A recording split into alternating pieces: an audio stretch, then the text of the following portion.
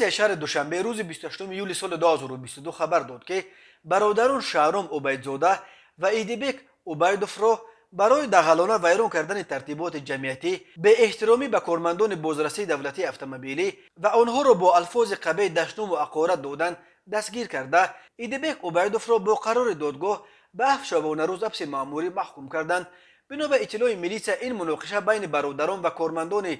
بازرسی دولتی اتومبیلی در خیابان اوفیز شیروزی پایتخت یا بتونکه وقتی روی داد است که کارمندان بازرسی دولتی اتومبیلی راننده ماشین تمغه مرسدس گلنواگن رقم قید دولتیش 7000 GA01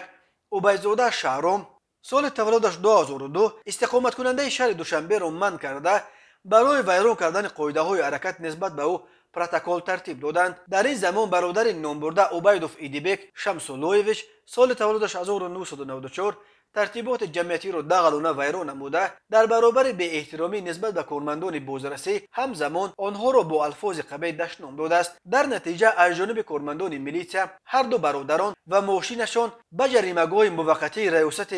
وزارت کارهای داخلی شهر دوشنبه دسترس کرده شدند. گفته می شود در اطلاعیه وابسته به عادت مذکور نسبت به عبیدوف ایدیبک برای ویران نمودن ترتیبات جمعیتی و اطاعت نکردن به امر و طلبات قانونی کارمندان میلیسیا طبق طلبات ماده 479 کودکس حقوق ویرانکنی مأموری جمهوری تاجیکستان پروتکل مأموری ترتیب داده از جانب دادگاه نهایی اسماعیلی سامانی به او جزا در نمود حبس مأموری به مهلت 7 شبانه روز تطبیق کرده شده است. نظر برادران عبیدوف دسترس نیست، ولی رانندگان میگویند وقتهای آخر بسیاری از راههای کنار شهر دوشنبه به خصوص خیابان اوفیز شیروزی یا راه بتونکه به جایهای پولکارکنی برخی کارمندان بی وجدان گیی تبدیل یافتند.